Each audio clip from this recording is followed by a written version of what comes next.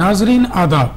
लीजिए दोस्तों, इंतजार की घड़ियां खत्म हुई। आप ही के चहीते और कानूनी मशवरों से लबरेज ये प्रोग्राम लीगल पॉइंट्स लाइव में मैं एतमाद आपका फिर एक बार खैर मकदम करता हूं, इस उम्मीद के साथ कि हमेशा की तरह आज भी आपको अपने हुकूक से वाकिफ करवाने की कोशिश करूंगा। दोस्तों, लीगल पॉइंट्स लाइव आप तमाम नाजरीन तकरीबन जान चुके हैं कि इस प्रोग्राम में हर हफ्ते हम एक कानून पर या उससे जुड़े किसी उन्वान पर गुफ्तगू करते हैं। इसका मकसद ये होता है कि आपको अपने हुकूक से वाकिफ करवाया जाए। तो आइए नाजरीन जानते हैं आज का उन्वान। हिंदुस्तान में जो कवानीन बनाए जाते हैं वो दस्तूर हिंद को मद्देनजर रखते हुए ही बनाए जाते हैं, और इन कवानीन को बनाने का जो मकसद होता है वो ये होता है कि या तो सोसाइटी के फलाह व बहबूद के लिए कवानीन बनाए जाते हैं या उनके तहफ़्फ़ुज़ के लिए कवानीन बनाए जाते हैं। आज हम जिस एक्ट पर गुफ्तगू करेंगे वो एक तरफ से प्रॉपर्टीज़ का तहफ़्फ़ुज़ तो करता ही है और उसके साथ साथ सोसाइटी के लिए फलाह व बहबूद के लिए काम भी करता है। मैं बात कर रहा हूँ वक्फ एक्ट पर, और इस उन्वान पर हमने पिछले हफ्ते भी गुफ्तगू की थी क्योंकि बहुत बड़ा एक्ट है, बहुत सारे सवालात हमारे छूट गए थे। इसी वजह से हम इस प्रोग्राम को, इस टॉपिक को फिर से एक बार आज आपके सामने डिस्कस करेंगे। और इस उन्वान पर गुफ्तगू करने के लिए आज हमने अपने स्टूडियो में तीन लीगल एक्सपर्ट्स को मदऊ किया है।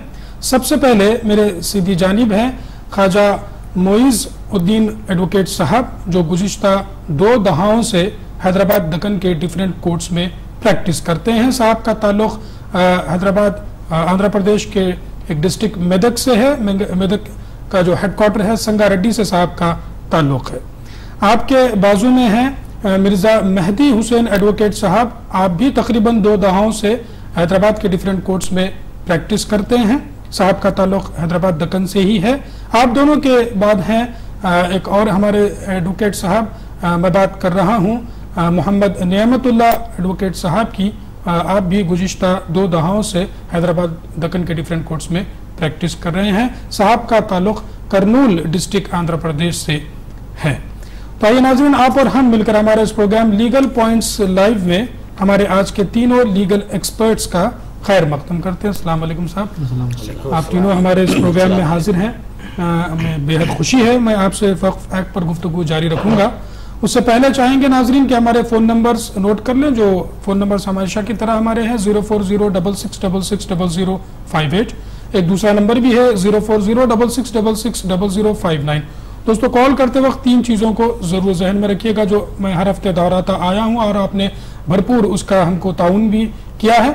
सबसे पहले आप सवालात जो हैं वो मुख्तसर से और लिख कर के रख लें, ताकि टेलीफोन के एटिकेट्स भी यही हैं कि आप इस पर जो है लिख कर रख लेंगे तो आप कुछ भूलेंगे नहीं और हमको एग्जैक्टली क्या पूछना है वो बता देंगे। दूसरा, जब भी आप हमसे सेलफोन पर गुफ्तगू करें तो प्लीज़ खुले में आकर कॉल कीजिएगा, ना ही कोई बंद कमरे में। तीसरा, अगर आप हमसे टेलीफोन पर गुफ्तगू कर रहे हो तो प्लीज़ टेलीविज़न की आवाज़ को बिल्कुल म्यूट कर दें या बंद कर दें, डिस्टर्बेंस होता है। आप लोग तमाम नाज़रीन वाकिफ़ हो चुके हैं। इन तीनों चीज़ों को ज़रूर ज़हन में रखिएगा। नाज़रीन, आइए प्रोग्राम को हम आगे बढ़ाते हैं। गुफ्तगू का आगाज़ जो मैं आज करना चाहूँगा, जो नाज़रीन हमारे आज जुड़े हैं उनके लिए मैं 1-2-4 बेसिक सवालात जो वक्फ एक्ट से रिलेटेड है, अहम भी माने जाएंगे, उस पर मैं गुफ्तगू कर लूँ। मेहदी हुसैन एडवोकेट साहब से मैं दरख्वास्त करता हूँ कि वक्फ एक्ट, इस कानून को बनाने की क्यों ज़रूरत पड़ी और इस कानून को एक्चुअली कब बनाया गया, इस पर तफसीली रोशनी डाली। देखिए साहब, वैसे तो वक्फ एक्ट अंग्रेज़ों के ज़माने में शुरू हुआ। 1913 में मुसलमान वक्फ एक्ट बनाया गया था जो काम कर रहा था। उसके बाद उसको तब्दील करके 1932 में एक मुसलमान वक्फ एक्ट बनाया गया। आज़ादी के बाद 1954 में पहली बार एक कॉम्प्रिहेंसिव एक्ट सबके लिए बनाया गया जी, एक कॉम्प्रिहेंसिव टोटल एक्ट। हिंदुस्तान के लिए एक वक्फ कानून बनाया गया और 1954 में लागू हुआ। उसका मेन मकसद ये था कि वक्फ प्रॉपर्टीज़ और उसके एडमिनिस्ट्रेशंस के लिए एक बेटर एडमिनिस्ट्रेशन के लिए कानून बनाया जाए। और वक्फ बोर्ड का क़याम अमल में स्टेट वाइज था कि अपने अपने स्टेट्स में, अपनी अपनी रियासत में कि अपनी अपनी तहफ़्फ़ुज़ात कर सके और मस्जिद और दरगाह का बेटर एडमिनिस्ट्रेशन मैनेजमेंट कर सके। इसीलिए वक्फ बोर्ड कायम किया गया और उसके तहत बोर्ड्स, रियासत में वक्फ बोर्ड्स बनाए गए जिसमें सेक्शन में है कि कौन कौन मेंबर होना चाहिए। उस पर हम मज़ीद गुफ्तगू जारी रखेंगे। तो आप जैसा बता रहे थे अंग्रेजों के दौर में ब्रिटिश हुकूमत जब हिंदुस्तान में थी उस वक्त भी मुसलमान एक्ट के नाम से कवानीन बनाए गए जिसके तहत ही वक्फ का प्रोटेक्शन होता था। आज़ादी के बाद मैं मोइज़ उद्दीन एडवोकेट साहब से दरख्वास्त करूंगा कि आज़ादी के बाद सबसे पहले किस कानून को वक्फ प्रोटेक्शन वक्फ लैंड्स के लिए प्रोटेक्ट करने के लिए बनाया गया, इस पर ब्रीफली आप आज़ादी के बाद जी 1954 में वक्फ एक्ट बना गया। उसके तहत जितने भी एक्ट बने गए हैं कि हर इज़्ला में वो एक्ट का इम्प्लीमेंट होता था जी। उसके बाद उस तरह से प्रॉपर्टी प्रोटेक्शन होती थी, दरगाह, आश्रखाना, खानखा, कई प्रॉपर्टी जो वक्फ है उससे तहफ़्फ़ुज़ होती थी जी। उसके बाद 1995 में एक वक्फ ट्रिब्यूनल कायम किया गया, स्पेशल एक्ट बनाया गया, उसके तहत प्रॉपर्टी का प्रोटेक्शन होता रहा जी। तो ये 1954 में भी आज़ादी के बाद एक कानून बनाया गया, फिर जैसे जैसे अमेंडमेंट्स किए गए, फिर 1995 में भी एक्ट बनाया गया। मैं नेमतुल्लाह एडवोकेट साहब से दरख्वास्त करूंगा कि 1995 का ही वक्फ एक्ट एप्लीकेबल हमारे पास एनफोर्सेबल है या फिर इसमें भी कोई तरमीम की गई है? जी, 2013 में जो है सितंबर में अमेंडमेंट आया है 1995 एक्ट के तहत, उसमें जो है तब्दीली किया गया है। उसमें 3-4 इम्पोर्टेंट पॉइंट्स है सब उसमें जी। 1 नवंबर से अमल में आ गया है जी। मैं माज़रत ख़ास से आपको रोकते हुए कॉलर को शामिल कर लेता हूँ, फिर इस पर हम ज़रूर गुफ्तगू करेंगे। हेलो, आपका नाम और शहर का नाम बताइएगा प्लीज। वालेकुम सलाम, आपका नाम? देखिए मेरा नाम है मसूद अहमद। मसूद साहब कहाँ से बोल रहे हैं? जी फरमाइए। देखिए मस्जिद की जमीन है जी, और इस जमीन पर जो तो एक दूसरे साहब कब्जा कर लिया है। किसने कब्जा किया? दूसरे एक साहब जी, और उन्होंने कब्जा कर लिया है। ठीक। और केस दर्ज पर जो तो कई साल चल रहा था जी। केस फाइनल होगा कोर्ट में जी, लेकिन जजमेंट नहीं आया। 2 साल होगा, क्या करना चाहिए? किस कोर्ट में आपने ये मुकदमा डाला था? जिला court Adilabad, district court Adilabad में। किस किस्म का आपने केस डाला था, बता सकते हैं? हाँ, ये जमीन जामे मस्जिद की है जी। हाई साहब ने उसका कब्जा कर लिया है। जी जी। और मेरी जमीन है बिल्कुल वो दावा है, लेकिन औकाफ के अंदर वो रिटायर के अंदर मस्जिद का ही नाम है सर। ठीक है, ठीक। तो 2 साल से अभी जजमेंट नहीं आया, ट्रायल वगैरह फाइनल हो गया था, वो आर्गुमेंट हो गया, लेकिन 2 साल तक जजमेंट नहीं आया कोर्ट का। जी जी, ठीक है। बहुत शुक्रिया मसूद अहमद साहब, आपने हमें कॉल किया, इस पर जरूर गुफ्तगू की जाएगी। जैसा नेमत साहब फरमा रहे थे कि 2013 में अमेंडमेंट किया गया, मैं नेमत साहब से वो अमेंडमेंट में क्या है उस पर भी हम जरूर गुफ्तगू करेंगे। उससे पहले हम ये जानना चाहेंगे कि 2013 का जो अमेंडमेंट हुआ है क्या उसको नाफिज कर दिया गया है? जी, 2013 का जो अमेंडमेंट है जी, नवंबर 1 से जो अमल में आया हुआ है उसमें जो है जी, उसमें इम्पोर्टेंट पॉइंट ये है सब, एनी मुस्लिम ना इवन नॉन मुस्लिम भी जो है, गैर मुस्लिम भी जो है वक्फ कर सकता है इसमें।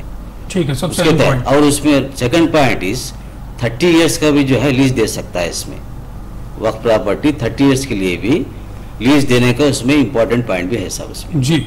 उसके अलावा और उसके अलावा 54 नोटिस, अगर कोई जो है कब्जेदार इलीगल कब्जेदार है जी, सीईओ पहले नोटिस देख के 54 के तहत जी, और उसके बाद भी जो है वो नोटिस का कोई जवाब नहीं आया, खाली नहीं करे, तो डायरेक्ट जो है वक्फ ट्रिब्यूनल को जो है अप्रोच हो सकते हैं। ठीक। सीईओ साहब, वक्फ बोर्ड के सीईओ साहब एक एप्लीकेशन डालते हुआ उसको वो ये बोलते हैं डायरेक्ट जो है वक्फ ट्रिब्यूनल को अप्रोच होके एविक्शन जो है ऑर्डर ले सकते हैं उसमें। जी, मजीद इस पर हम गुफ्तगू जारी रखेंगे। जैसा नेमत साहब ने 2-3 हमको पॉइंट्स बताए कि जो अमेंडमेंट 2013 में हुआ वो क्या है। मैं मोइज साहब से दरख्वास्त करूंगा कि जो अभी साहब ने फरमाया कि नॉन मुस्लिम्स को भी वक्फ करने की जो इजाज़त दी है, तो ये क्या है, इस पर क्या पहले हक नहीं दिया गया था इस एक्ट के तहत?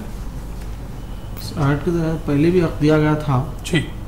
अब इसके बाद अब ये 2013 में जो एक्ट है उसमें वाइड पावर्स दिया गया जी, हर एक को हक है और हर एक को अपने हुकूक हासिल करने के लिए जो हक है राइट टू इंफॉर्मेशन एक्ट के तहत उसके तहत जब जो भी दस्तावेज चाहते हैं लेके वक्फ बोर्ड में वक्फ ट्रिब्यूनल रुजू हो सकते हैं। तो बहरहाल नॉन मुस्लिम्स को भी वक्फ करने की इजाज़त दी गई है। मेहदी साहब से मैं दरख्वास्त करूंगा कि 30 साल के अरसे के लिए किसी भी वक्फ प्रॉपर्टी को लीज पर दिया जा सकता है, तो क्या यह मुद्दत पहले कम थी या ज़्यादा थी?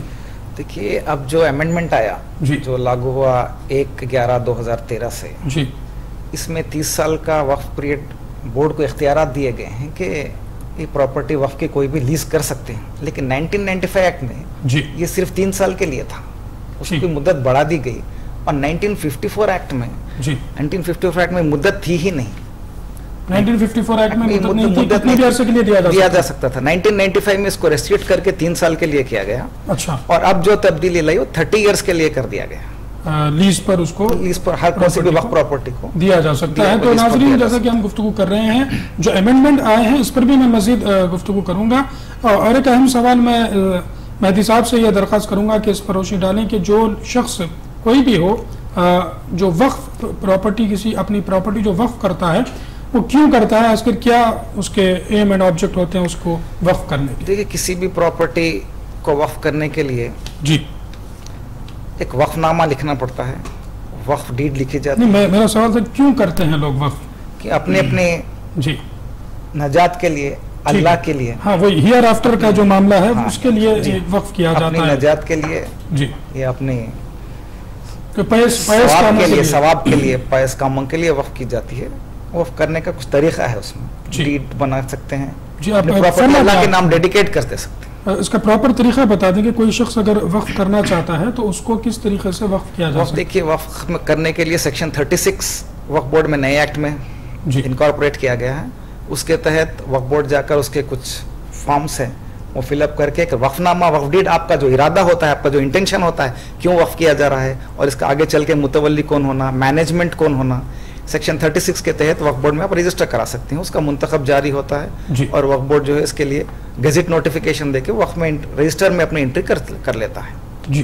तो रजिस्ट्रेशन जो होता है वक्फ डीड का, वो रजिस्ट्रेशन ऑफिस में होता है क्या वक्फ ऑफिस? वक्फ ऑफिस में इसका रजिस्ट्रेशन होता है। रजिस्ट्रेशन मीन्स वक्फ ऑफिस में दर्जे औक़ाफ़ रजिस्टर कराना चाहिए। और वो रजिस्ट्रेशन की फी क्या हो सकती है? रजिस्ट्रेशन की फीस कुछ नहीं है, कोई फीस मुकर्रर नहीं है इसकी, कुछ फॉर्म्स वगैरह है नॉमिनल चार्ज जी, उसके लिए इंक्वायरी की जाती है जी कि वक्फ करने वाले को वक्फ कराने का हक है नहीं है, मतलब उसके लिए प्रॉपर्टी है, प्रॉपर्टी है नहीं है, या कोई ऑब्जेक्शन है तो क्वालिफाई करते हैं, उसका कुछ थोड़ा सा खर्च आता है उसका। जी। मेरा अगला सवाल मोइसुद्दीन साहब से ये रहेगा कि लोग वक्फ बहुत सारी वक्फ किया करते थे आज़ादी से पहले, आज़ादी के बाद भी, लेकिन अब कुछ अरसे से ये नज़र आ रहा है कि लोग वक्फ करना नहीं चाह रहे हैं बहुत सारे लोग। आखिर क्या वजूहात हो सकती है? मोइस साहब के ओपिनियन इस पर क्या है? इस वाइड क्वेश्चन का जवाब देना पड़ेगा जी। तो आज के हालात में जो वक्फ बोर्ड जिस तरह से प्रोटेक्शन करना चाहिए वो प्रोटेक्शन नहीं कर रही है।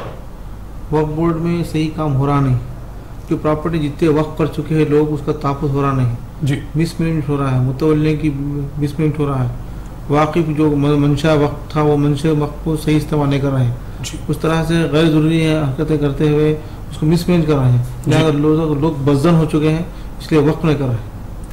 तो बहरहाल ये कुछ बातें थी। मोइस साहब ने फरमाया कि लोग वक्फ आज क्यों नहीं कर रहे हैं। बेशक कुछ तहफ़्फ़ुज़ात नहीं हो रहे हैं वक्फ प्रॉपर्टी के, क्यों तहफ़्फ़ुज़ात नहीं हो रहे, क्या वजूहात है, उस पर भी आज हम डिस्कस करेंगे। मैं नेमतुल्लाह एडवोकेट साहब से दरख्वास्त करूँगा कि आप इस पर रोशनी डालें कि जो वक्फ की जाती है उस पर एक टेक केयर करने के लिए किस शख्स को कौन चुनता है और किस तरीके से चुनता है, इस पर आप रोशनी डालें। देखिए साहब, जो है वक्फ डीड में जो है मंशा वक्फ लिखा जाता है और वक्फ डीड के तहत अगर कोई वाकिफ वक्फ करते हैं उसमें जो है किसी मुतवल्ली या वाकिफ खुद मुतवल्ली रहना चाह रहे हैं उन्हें लिख सकते हैं। अगर जो है वक्फ बोर्ड को इख्तियार दिया गया तो वक्फ बोर्ड जो है मुतवल्ली हो सकता है। जब वक्फ बोर्ड खुद जो है मुतवल्ली हो तो उन्हें खुद जो है कंट्रोल में लेते हैं सेक्शन 32 के तहत। जी। जब वक्फ प्रॉपर्टी दर्ज किया जाता है, वक्फ प्रॉपर्टी का मैनेजमेंट, कंट्रोल और सुपरविजन पूरा जो है वक्फ बोर्ड के अंडर में हो जाता है। वक्फ बोर्ड जब चाहे तो जो है एक मुतवल्ली को अपॉइंट कर सकते हैं फॉर द मैनेजमेंट के लिए, जो वक्फ प्रॉपर्टी को जो है और इंस्टीट्यूशंस है और जो है वक्फ प्रॉपर्टीज़ है उसको जो है देखभाल के लिए एक मैनेजर को अपॉइंट करते हैं, उनको कहते हैं कि मुतवल्ली। ठीक। बहरहाल इस तरीके से मुतवल्ली का अपॉइंटमेंट होता है। मैं ख्वाजा मोइस साहब से दरख्वास्त करूंगा, जो मसूद अहमद साहब का आदिलाबाद से कॉल आया था, एक मस्जिद की प्रॉपर्टी पर किसी खाजी साहब ने कब्जा कर चुके हैं, ट्रायल वगैरह हो चुका है, 2 साल का अरसा गुजर गया है, अभी तक जजमेंट नहीं आया है, सब जुडिस मामला है, लेकिन क्या कर सकते हैं अगर लेट हो रहा है? तो उस पर मैं मोइस साहब से दरख्वास्त करूंगा कि इस पर रोशनी डालें। जो सवाल करे हैं लोग कि 2 साल हो गया जजमेंट नहीं आया, जजमेंट रिजर्व हुआ या नहीं, जजमेंट नहीं हुआ, रिजर्व नहीं हुआ, वो मालूम नहीं। और जजमेंट रिजर्व हुआ तो विद इन 40 डेज में जजमेंट आना चाहिए। अगर नहीं आया फिर रीओपन होना चाहिए। उसको सही उनका सवाल नहीं किए उन्होंने, और वो बोलते हैं कि जजमेंट रिजर्व हो गया, बहस हो चुकी है दोनों की फला तारीख को, और 2 साल पहले भी बोल रहे। तो 95 एक्ट के बाद तो आदिलाबाद में कोई कोर्ट में केस नहीं चलना चाहिए वक्फ से रिलेटेड। जो भी एक ट्रिब्यूनल वक्फ ट्रिब्यूनल है जो स्पेशल कॉन्स्टिट्यूट हुआ, वो कोर्ट में चलना चाहिए।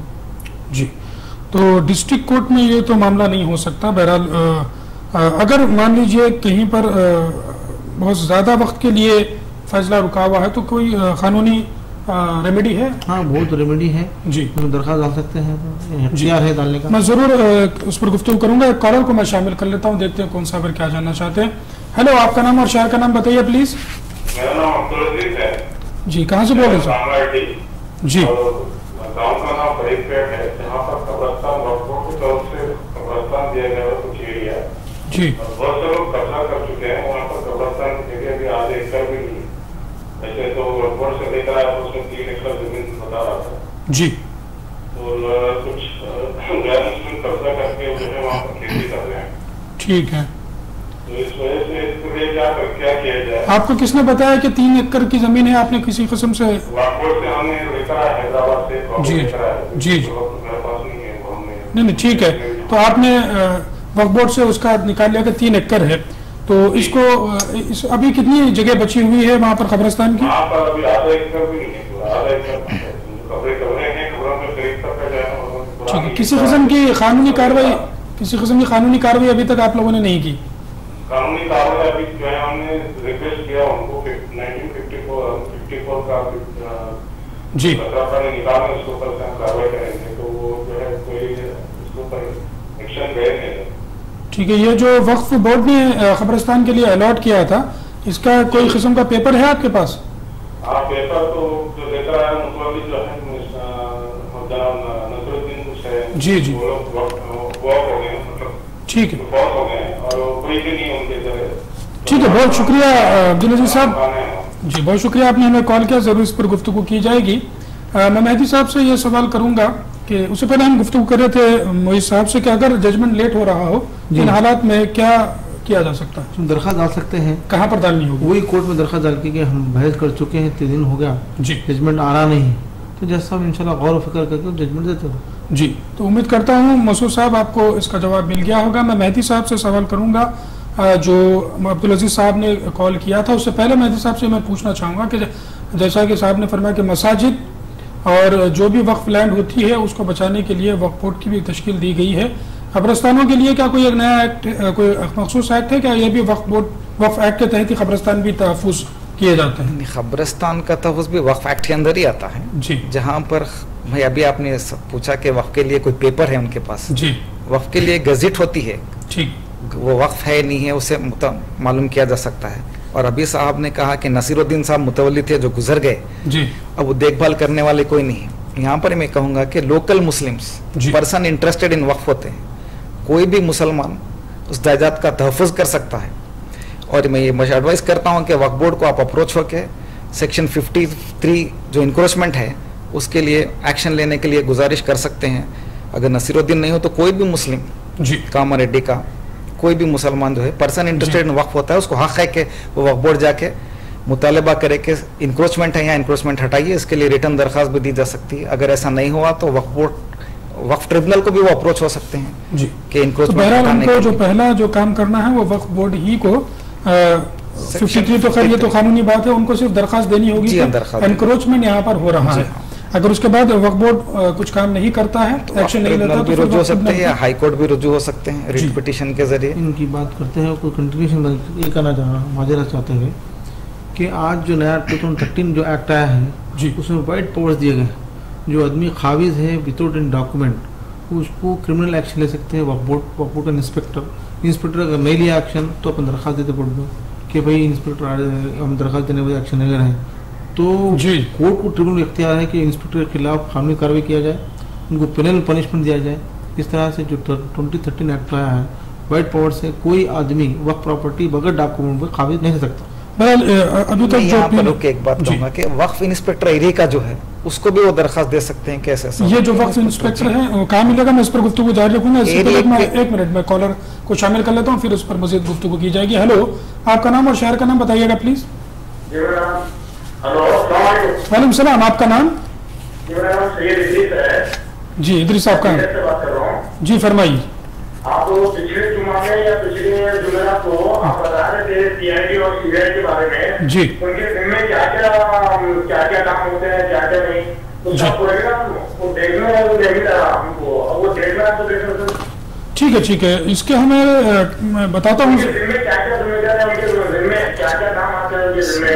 ठीक है, मतलब वो चीज के बारे में जानना था। ठीक है, बहुत शुक्रिया इदरीस साहब, आपने मेरे इधर से कॉल किया। एक और मैं कॉलर को गालिबन कॉल ड्रॉप हो गया है। हम गुफ्तगू करें मैं इंस्पेक्टर साहब जो होते हैं वक्फ बोर्ड के, वो कहाँ पर क्या उनको कामारेड्डी में अवेलेबल होते हैं? जी हाँ, इंस्पेक्टर जो है डिस्ट्रिक्ट रेवेन्यू ऑफिसर डीआरओ के साथ काम करते हैं। डीआरओ जो है वक्फ ऑफिसर होता है। ठीक है, एक जियो गवर्नमेंट निकाली जियो 59, उसके तहत जो है डिस्ट्रिक्ट रेवेन्यू ऑफिसर में इंस्पेक्टर वक्फ बोर्ड काम करते हैं। वहाँ पर वो रुजू होकर अपने दरखास्तें दे सकते हैं। जैसा मोहित साहब ने कहा कि नए एक्ट में जो है अगर वक्फ इंस्पेक्टर एक्शन नहीं लेता है तो उसके खिलाफ पेनल एक्शन भी हो सकता है। इसीलिए पहले वक्फ इंस्पेक्टर को अप्रोच होइए। डिस्ट्रिक्ट रेवेन्यू ऑफिस को इनको जाना होगा। जी हाँ, वहाँ पर वक्फ इंस्पेक्टर मिल जाएगा। नहीं, निजामाबाद में होगा, डीआरओ एक ही होता है स्टेट के लिए। ठीक है, तो निजामाबाद में डीआरओ ऑफिस में डिस्ट्रिक्ट वक्फ इंस्पेक्टर आपको मिल जाएगा। जी, पहले वहाँ पर अप्रोच होना है, उसके बाद फिर अगर वो कुछ ना करे खुदा न खास तो वक्फ बोर्ड में अप्रोच होना है। उम्मीद करता हूँ अब्दुल अजीज साहब आपको माकूल जवाब मिल गया होगा। दोस्तों, आज हम गुफ्तगू करें वक्फ एक्ट पर। जो नाज़रीन हमसे अभी जुड़े हैं, आप अपने सवाल तैयार रखिएगा। वक्त हो चला है हमारे लिए एक छोटे से ब्रेक का। तो ख़वातीन हज़रात, एक ही दरखास्त, आप कहीं जाइएगा मत। हम हाजिर होते हैं इस छोटे से ब्रेक के बाद।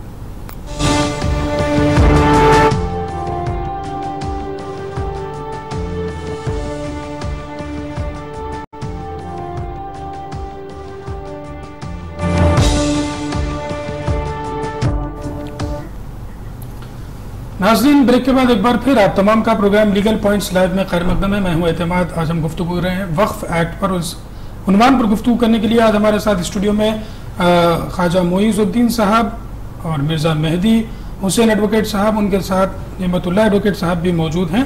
दोस्तों, ब्रेक में जाने से पहले हमें सैयद इदरीस साहब इधर से आपने कॉल किया था। आप CID और CBI के बारे में जानना चाहते हो तो स्पेशल जरूर हम इस पर प्रोग्राम करेंगे कि वो क्या करते हैं और उनको क्या पावर्स दिए गए हैं।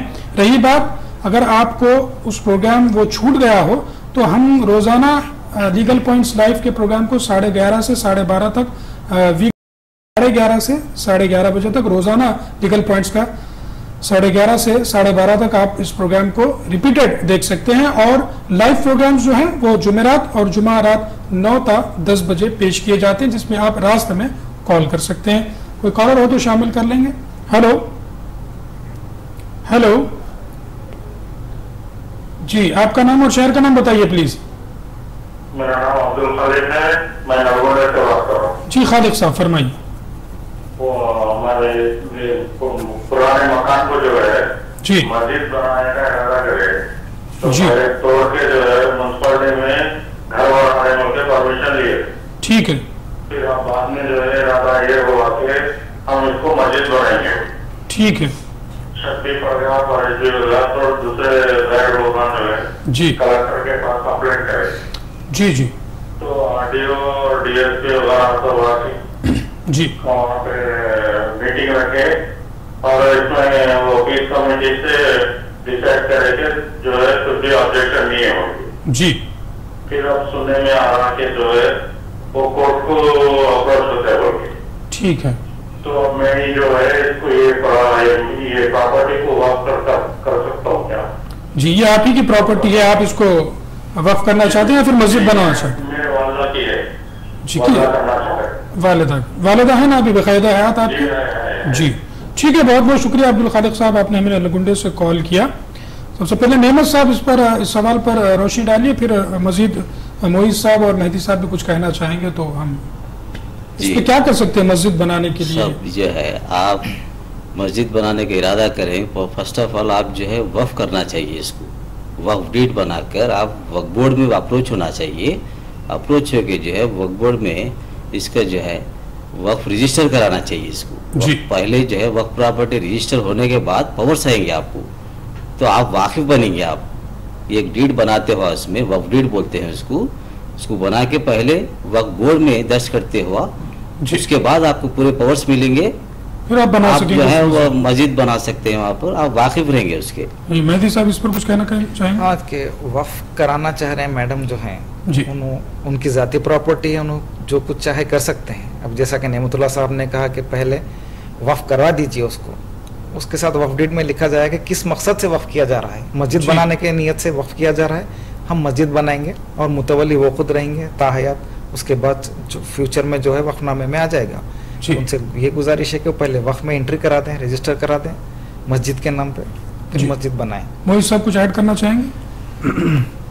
मैं तो इतना कहूँगा, आज के माशरा के एतबार से, हालात के एतबार से लोग ये चाह रहे हैं कि पहले मस्जिद का काम लिए, आजू बाजू लोगों के इतराज़ात ऑब्जेक्शन आ रहे हैं, कोर्ट को जा रहे हैं, लोग ये चाह रहे हैं कि पहले इसको जिस तरह से चाह रहे मकसद करके बाद में उसको वक्त कर रहे हैं।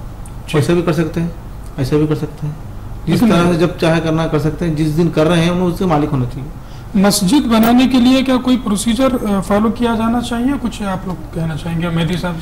जी, मस्जिद बनाने के लिए आजकल ये मैंडेटरी हो गया है कि कलेक्टर ऑफिस में इंटीमेट किया जाए, यहाँ से परमिशन ले लिया जाए ताकि किसी से ऑब्जेक्शन ना हो जी, और ये बता के कि ज़ाती हमारी मलकियत है, हम मस्जिद बनाना चाह रहे हैं। ये कुछ सालों से इसको मैंडेटरी कर दिया गया, लाजमी कर दिया गया है कि आप कम से कम इत्तला दे दें कि मस्जिद बन रही है यहाँ पर, ताकि किसी को कन्फ्यूजन ना रहे। एक प्लान सबमिट कर सकते हैं कलेक्टर ऑफिस में, या लोकल बल्दिया पंचायत जो भी आपके पास हैं जी, उनको इत्तला देकर ये काम शुरू किया जाए जी, प्लान सबमिट। मोहित साहब, हमारे पास तो कॉन्स्टिट्यूशन के हिसाब से राइट टू रिलीजन तो है, तो हम हमारे रिलीजियस इंस्टीट्यूशंस भी कायम कर सकते हैं, तो लोगों को एतराज़ करने का क्या इसमें हक बन रहा है? उसमें हर एक आज़ादी है, हर एक को एतराज़ करने का इरादा है जी। जहाँ पर हमको इंस्टीट्यूशन कायम करने की आज़ादी है, वहाँ पर लोग एतराज़ आज़ादी जी, आज़ादी और एतराज़ जब कर रहे हैं, सच्चाई है गलत है, उसको जो स्क्रूटनी होती है, स्क्रूटनी होने के बाद जो सच्चाई सामने आती जी, उसको तो रुकावट नहीं हो सकती। ठीक, कॉलर को मैं शामिल करता हूँ, देखते हैं कौन सा भी क्या जानना चाहते हैं। हेलो, आपका नाम और शहर का नाम बताइए प्लीज। वालेकुम अस्सलाम, आपका नाम? मजहर शहीद साहब महबूब नगर से जी, फरमाइए शहीद साहब।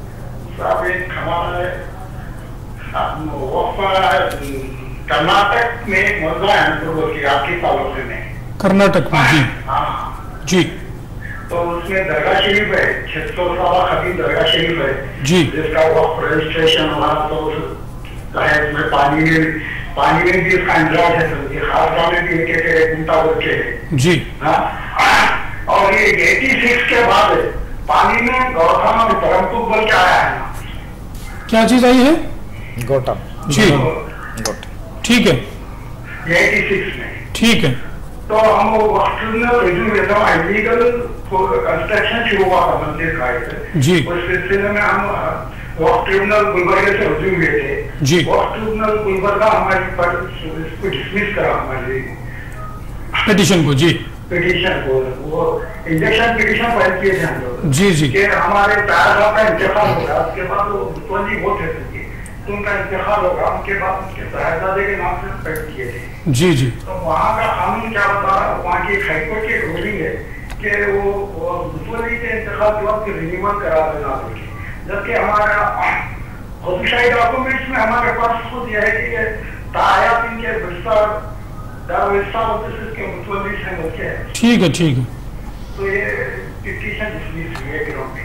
और एक गिरोह ये है, दूसरा गिरोह क्या है जी, वो गरीब में 1 एकड़ 20 गुंडा बोल के इंडस्टमेंट आ रहा है, ठीक है, ठीक है, उसमें सिर्फ सर्वे नंबर नहीं लिखा था। ठीक, तो इस तरीके से ठीक है। बहुत शुक्रिया, आपने मजहर शहीद साहब हमें कॉल किया महबूब नगर से, आंध्र प्रदेश से। हम जरूर इस पर गुफ्तगू करेंगे। मेहदी साहब से मैं दरख्वास्त करूंगा कि इस पर आप रोशनी डालिए।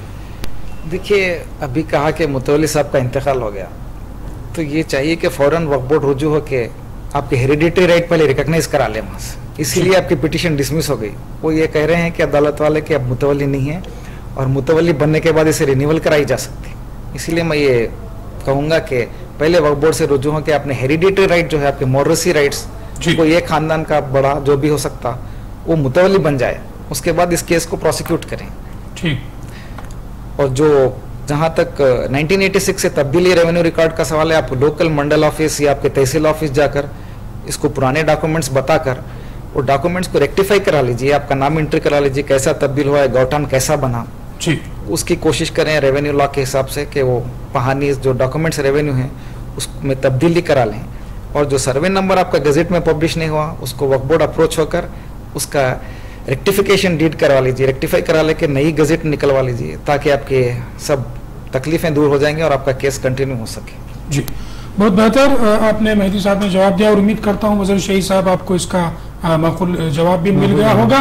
और अगर खुदा न खास्ता नाम मिला हो तो हम इस प्रोग्राम को नेक्स्ट वीक भी करने की कोशिश करेंगे, उसमें भी आप सवाल कर लीजिएगा। मेरा अगला सवाल ख्वाजा मोइज़ुद्दीन एडवोकेट साहब से ये रहेगा कि अगर बाज़ औक़ात हमारे नाज़रीन का ये बाज़ औक़ात नहीं अक्सर सवाल होता है कि भाई मुतवल्ली लोग ही जो है वक्फ बोर्ड की वक्फ लैंड्स को एक्सप्लॉइट करते हैं या फिर उसका नाजायज़ कुछ भी बेच देते हैं, इस तरीके से हरकत करते हैं, तो इन हालात में किसी भी शख्स को या कौन शख्स है जो इसके खिलाफ आवाज़ उठा सकता है? मैं मोइज़ साहब से दरख्वास्त करूँगा इस पर रोशनी डालें।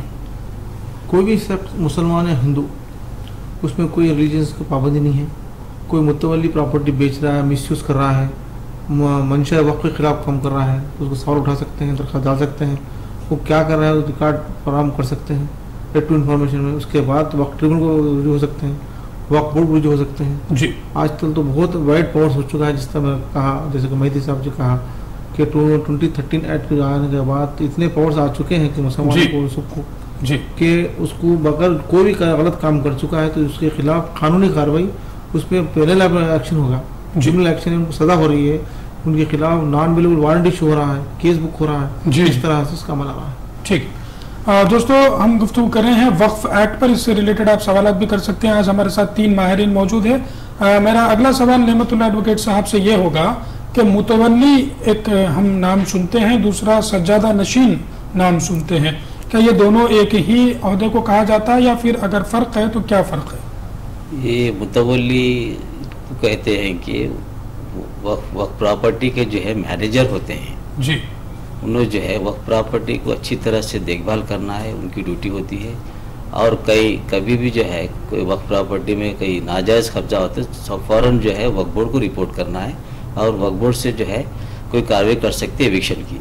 और सज्जादा नशीन का जो है डिफरेंस ये है कि सज्जादा नशीन को जो रिलीजियस हेड बोलते हैं जी, इन्हों जो है रिलीजियस एक्टिविटीज़ करते हैं, क्योंकि रिलीजियस एक्टिविटीज़ मिसाल के तौर पर नमाज पढ़ाना है, यानी जो है रिलीजियस जो भी जितने भी जो है रिलीजियस हेड्स होते हैं और आम पब्लिक तक जो है उनको पहुंचाना, वही ये सही तरीका है। ये जो है इसके बारे में उनको आम पब्लिक को जो है रिलीजियस एक्टिविटीज के बारे में पहुंचाना। जी, मेहदी साहब सज्जादा नशीन जी क्लैरिफिकेशन मैं करना चाहूँगा कि सज्जादा नशीन वो होता है जो दरगाह के फातिहा फतूत उरूस वहीं पर रहकर वो काम करे, और सज्जादा नशीन जो है साहिब दरगाह सेंट उनकी नस्ल में से होता है जी। तो सज्जादा नशीन मिसाल के तौर पे वहाँ पर सेंट की नस्ल ही ना हो तो फिर वो सज्जादा नशीन कौन होता है? सज्जादा नशीन जो है उनके कोई रिश्तेदार खानदान वाले ऐसा हो सकते हैं। खिलाफत का जो सिलसिला चल रहा है, कोई एक दूसरे को खलीफा बनाया जाता है, दस्तारबंदी करके वो नस्ल सिलसिला चलता है सज्जादा नशीन। लेकिन ये एक्ट के अंदर 95 एक्ट से सज्जादा नशीन को भी मुतवल्ली के डेफिनेशन में इंक्लूड कर दिया गया। ठीक है, मज़ीद इस पर हम गुफ्तगू जारी रखेंगे। कॉलर को शामिल करते हैं, देखते हैं कौन सा खबर क्या जाना चाहते हैं। हेलो, आपका नाम और शहर का नाम बताइए प्लीज।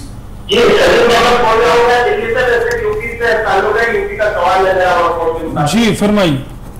जी, मेरा एक सवाल है कि यूपी में जी जो हमारी जिस बस्ती का रहने वाले हैं उसकी 400 बीघे 25 जमीन है, 200 बीघे के 2 वक्त, और उस जमीन के 3 जगह नंबर बदल गए हैं जी, यानी कि 1915 1911 के वक्त से। तो अब चकबंदी में हमने केस डाले जी, तो चकबंदी में जियो चकबंदी में ये कहते हैं कि इसको हमें हरा दिया कि आप मुतवल्ली नहीं है, आपको राइट नहीं है। मैं मुतवल्ली नहीं था उसका टाइम, ठीक है। और अब हम उन जमीनों को किस तरीके से निकाल सकते हैं जबकि नंबर वो नए चेंज हो गए हैं? पहले केवल होती थी, के बाद में खजरे नंबर होते थे। ये प्रॉपर्टी जो है सलीम साहब, ये वक्फ प्रॉपर्टी है, ये आपको कैसे पता है? नहीं, उसका वक्फनामा है जी मेरे पास में, और वक्फ बना होता है, वक्फ अलग है। ठीक है जी जी जी, तो आप इसका अगर प्रॉपर गाइडेंस बताइए बहुत बड़ी प्रॉपर्टी है, बहुत कीमती है। मेहदी साहब कुछ सवाल पूछना चाहेंगे इनसे? ये कि सलीम साहब मेहदी साहब पूछना चाहें जी। दर्जे औक़ाफ़ रजिस्टर है सलीम साहब, ये वक्फ रजिस्टर्ड है, ये प्रॉपर्टी वक्फ है नहीं, उसके कुछ गज़ेट पब्लिकेशंस वगैरह हैं। जी ठीक है, बहुत शुक्रिया सलीम साहब, आपने हमें कॉल किया, हम इस पर गुफ्तगू करेंगे। मोहित साहब से मैं दरख्वास्त करूंगा कि ये जो प्रॉपर्टी है या कोई भी वक्फ प्रॉपर्टी हो, इसको बचाने के लिए किस तरीके से सही इक़दाम उठाने चाहिए। शुरू प्राइमरी एग्ज़ाम पहले कि वो लोग फराहम करें डॉक्यूमेंट्स जी, कहाँ है, कैसे है, क्या डॉक्यूमेंट के तहत तो प्रॉपर्टी वक्फ किया गया, तो वो फराहम करने के बाद वक्फ बोर्ड रुजू हो। अब नए एक्ट के तहत इंस्पेक्टर को दरख्वास्त, जैसे कि मेहदी साहब ने कहा, वक्फ इंस्पेक्टर DRO के पास रहता है, उनको दरख्वास्त दिया जाए कि ऐसे काबिज है, तो इंस्पेक्टर इंस्पेक्शन करने के बाद वक्फ बोर्ड में दरख्वास्त जवाब देते हैं कि भाई नो काबिज है, तो सेक्शन 54 के तहत दरख्वास्त देते, उसके उसको नोटिस आती, जवाब मिलके वो जवाब रिप्लाई वक्फ ट्रिब्यूनल देते जी, वक्फ ट्रिब्यूनल उसका जवाब आंसर देता, उस जजमेंट आता, और फिर इम्प्लीमेंट करना वक्फ ट्रिब्यूनल वक्फ बोर्ड को आना पड़ता। ठीक, मेहदी साहब इस सवाल पर कुछ कहना चाहेंगे? हाँ, मैं उनको यही कहूँगा कि अपनी प्रॉपर्टी का अगर तहफ़्फ़ुज़ करना है तो अपने स्टेट के वक्फ ट्रिब्यूनल से रुजू हों, और रेवेन्यू डिपार्टमेंट जो होता है। एक बात ये क्लियर कर दीजिए, जो अमेंडमेंट हमारा हुआ है, वक्फ अमेंडमेंट है, ये भी पूरे हिंदुस्तान पर नाफिज होगा? जी हाँ, ये माइनॉरिटी अफेयर्स डिपार्टमेंट से जो गज़ेट निकली है, तमाम हिंदुस्तान के लिए नाफिजुल अमल 1 नवंबर 2013 से हो गया है। अब उसके तहत हम एक्शन शुरू कर सकते हैं। तो मुमकिन हो वहाँ पर भी इंस्पेक्टर होगा? जी हाँ, हर वक्फ बोर्ड में इंस्पेक्टर होता है, डिस्ट्रिक्ट रेवेन्यू ऑफिसर के। यस जी, मातहत काम करते हैं वो लोग, और रेवेन्यू डिपार्टमेंट से अप्रोच होकर उन्हें जो भी अपने डॉक्यूमेंट्स रेक्टिफाई कराना है वो करा सकते हैं जी। नीमत साहब कुछ कहना चाहेंगे? जी, हमारे काबिल दोस्त ने सही कहा, और इसमें और एक ऐड करना चाह रहा हूँ कि मैं जो है उन्हें खुद जो है डायरेक्ट वक्फ ट्रिब्यूनल को अप्रोच होकर रिकवरी सूट भी फाइल कर सकते हैं। इसमें अगर किसी के कब्जे में नाजायज़ कब्जे में है प्रॉपर्टी, रिकवरी सूट फाइल करके कार्रवाई कर सकते हैं वक्फ ट्रिब्यूनल से जी। उम्मीद सलीम साहब के इस तरीके से आप अमल कर लीजिएगा, उम्मीद करता हूँ कि आपको माकूल जवाब मिल गया होगा। खादिम मुजावर, ये भी एक हमको नाम सुनने में आते हैं, मेहदी साहब इस पर कुछ कहना चाहेंगे? खादिम और मुजावर, मुजावर वो होता है जो दरगाह में फातिहा करके जी, जो रिलीजियस रोज़मर्रा के फातिहा जो लोग डिवोटीज आते हैं, ज़ायरीन आते हैं जी, उनके लिए फातिहा ऑफ़र करके और अंदर दरगाह की निगरानी करके साफ़ सफाई कर लेके, ये मुजावर होता है। उसी तरह खादिम भी उसी को कहते हैं। ये दोनों को नए एक्ट में मिला के मुतवल्ली के डिफिनेशन में भी मिला दिया गया, खादिम और मुजावर दोनों का यही काम होता है कि जो ज़ायरीन है उनकी खिदमत करें, और जो फातिहा फतूत हैं उनके तो हम ये मान लें कि जैसा कि मुतवल्ली है, सज्जादा नशीन है, तो मुतवल्ली एक मैनेजर होगा, एमडी और टोटल मैनेजर जी, टोटल मैनेजर होता है। और खादिम, सज्जादा और जैसा आपने कहा मुजावर सब मुतवल्ली के अंडर में काम करते हैं। मुतवल्ली टोटल हेड होता है प्रॉपर्टी का जी। तो ये एक एमडी के तरीके का पोस्ट होगा, फिर ये लोग इनको असिस्ट करने के लिए करते हैं। ज्यादा डिवोटीज आते हैं, बड़ी दरगाह होती है, बड़ी इनकम होती है जी, तो वहाँ पर मुजावर असिस्ट करते हैं, खादिम असिस्ट करते हैं मुतवल्ली को। नेमत साहब ये बताइए, इन लोगों का अपॉइंटमेंट क्या तरीक़ेकार अपनाया जाता है करने के लिए? इन लोगों का अपॉइंटमेंट जो है, अब देखिए साहब, खदीम जो है जैसा अजमेर शरीफ में है, इनका जो अपॉइंटमेंट है, जो मुतवल्ली साहब है उन्होंने करते हैं सब, और खदीम, मुजावर, ये लोगों का अपॉइंटमेंट मुतवल्ली जो हेड है उनके अंडर में काम करते हैं लोग, तो अपॉइंटमेंट उनके थ्रू होता है। तो इन लोगों का अपॉइंटमेंट मुतवल्ली कर सकते हैं, और डेफिनेशन में, मुतवल्ली के डेफिनेशन में लिखा गया है कि मुतवल्ली अपॉइंट कर सकते हैं इनको देखभाल के लिए, जैसा उन्होंने हेड है, इनको assistance day to day affairs का असिस्टेंस के लिए इनको अपॉइंट किया जाता है जी। अगला सवाल मेरा मोहित साहब से ये होगा कि मुतवल्ली क्या गैर मुस्लिम को भी दिया जा सकता है? मैं इस पर गुफ्तगू जारी रखूंगा, एक कॉलर को मैं शामिल कर लूँ। हेलो, आपका नाम और शहर का नाम बताइएगा प्लीज। जी इमरान साहब फरमाइए। मेरा सवाल है जी। हमारा एक पुराना घर है हमारे वालिद साहब का जी, उसके ऊपर हमारे दादा को दिया जी। अब वो हमारे चाचा बोले कि इसमें 2 माह का हक होगा। ठीक ठीक है इमरान साहब, आपने आदिलाबाद से कॉल किया। मैं सक्सेशन पार्टीशन पे एक प्रोग्राम कर चुका हूँ और इन फ्यूचर में भी हम जरूर करेंगे। आज वक्फ से रिलेटेड हम गुफ्तगू कर रहे हैं। इससे रिलेटेड कोई सवाल हो तो आप कर लें या फिर किसी और प्रोग्राम में आप मुझे कॉल कर लीजिएगा, मैं जरूर इस पर रोशनी डालने की कोशिश करूंगा। मेरा सवाल था मोहित साहब से कि क्या एक गैर मुस्लिम को भी मुतवल्ली अपॉइंट किया जा सकता है यानी नॉन मुस्लिम को? जी कर सकते हैं जी, नए एक्ट के तहत, पुराने एक्ट के तहत गैर मुस्लिम को कर सकते हैं, बशर्ते कि मुतक़िद होना हो, दरगाह शरीफ के मुतक़िद होना चाहिए। ठीक, कर सकते हैं। मेहदी साहब, अगर वहाँ पर जैसा आपने फरमाया कि रिलीजियस ड्यूटीज कुछ निभाना होता तो फिर नॉन मुस्लिम उसको कैसा निभाएगा? नॉन मुस्लिम्स यहाँ पर इनको इख्तियार दिया गया है कि अगर मुतवल्ली नॉन मुस्लिम हो जी, अगर मुतवल्ली लेडीज हो तो वहाँ पर नायब मुतवल्ली अपॉइंट कर सकते हैं। नायब मुतवल्ली की गुंजाइश है, उसका डिप्टी अपॉइंट किया जाता है जी। वो लोग जो डिप्टी ऐसा होना चाहिए वो रिलीजियस हेड होना चाहिए, उसको तमाम चीज़ों से वाकिफ होना चाहिए, इसीलिए नायब मुतवल्ली के थ्रू ये काम कर सकते हैं, नॉन मुस्लिम हो अगर लेडीज हो तो। ठीक है, अगर एक और कॉलर को मैं शामिल करता हूँ, देखते हैं कौन सा वो क्या जानना चाहते हैं। हेलो, आपका नाम बताइएगा प्लीज। वालेकुम सलाम, आपका नाम? जी, गुलाम रसूल बोल रहा हूँ, निजामाबाद डिस्ट्रिक्ट कामारेड्डी से। जी फरमाइए। जी, एक्चुअली ये वक्त की जमीन कितनी है करके ऐसा कुछ मैप होता है क्या? ऐसा होता है कि बहुत सारी जगहों पे वक्त की प्रॉपर्टी होती है लेकिन पता ही नहीं चलता। जी बेशक, ऐसा कुछ इंफॉर्मेशन ऑनलाइन से मिल सकता है या हजों से कहाँ से मिल सकता है? क्योंकि अक्सर प्रॉपर्टी जो है गयों के हाथ में चल जाती है, अपने लोगों के हाथ में चल जाती है। ठीक है, तो इसके बारे में थोड़ा इन डिटेल बताइए। बहुत बहुत शुक्रिया गुलाम रसूल साहब, बहुत बेहतर आपने सवाल किया है। इस पर मैं हमारे तीनों नाजरीन से बारी बारी से दरख्वास्त करूंगा कि इस पर रोशनी डालें कि तहफ़्फ़ुज़ इन ज़मीनात का कैसे किया जाए। सबसे पहले मालूम कैसे किया जाए कि कहाँ कहाँ वक्फ की लैंड है। उससे पहले मेहदी साहब ने जैसा फरमाया कि मुतवल्ली नॉन मुस्लिम को भी रखा जा सकता है, एक खातून को भी रखा जा सकता है, ये चीज़ को आप नोट कर लें। और रही बात रिलीजियस ड्यूटीज़ की, तो उसके लिए डिप्टी मुतवल्ली को अपॉइंट किया जाता है।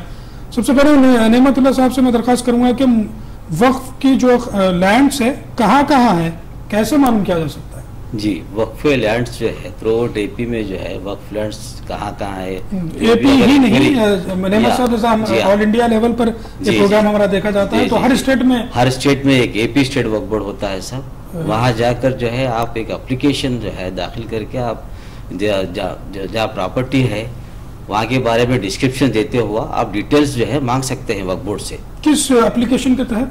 जैसे एक एप्लीकेशन, कोई भी मुसलमान कोई भी आदमी जो है अप्रोच होकर आप एप्लीकेशन रख के ले सकते हैं जी।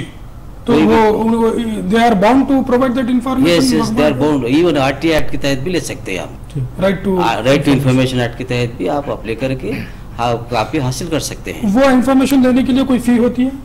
नहीं, just nominal, even RTI act में 10 रुपीज जो है कोर्ट फीस होती है, उसको जो है एफिडेविट के इसमें देते हैं एप्लीकेशन में, वो देके करके हासिल कर सकते हैं। मेहदी भाई, कोई साहब ये कोई आप बता सकेंगे क्या कि इंटरनेट के थ्रू या ऑनलाइन इस तरीके की इंक्वायरी मिल सकती है? वक्फ बोर्ड में पता नहीं कि हर जगह हर स्टेट में ये ऑनलाइन रिकॉर्ड किया गया या नहीं।